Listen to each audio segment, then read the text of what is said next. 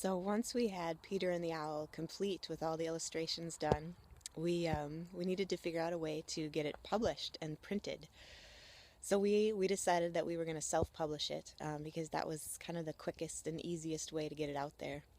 So we did a fundraiser, and all of our friends and family pre-ordered a copy or several copies, and then we ended up getting a small loan too from a friend. So in that way, we were able to raise enough money to get the books printed. So that we sent the file up to a local printer up in Brainerd, Minnesota, and they got it all set up with their printers, and then they invited us up for the press check to check out the colors. And so my oldest daughter Maya and I drove up, and we got to go in their space is this huge warehouse building, and these huge machines that are the size of a bus.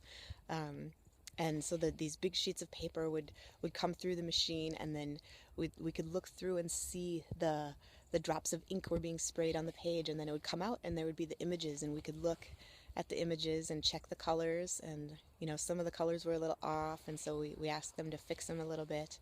And yeah, and so then they printed all the pages, and the pages needed to the ink needed to cure for a few days. So they sat on those pallets for a few days, and then they went back and cut the pages and bound the book, sewed it together, glued the cover onto the hardcover cardboard.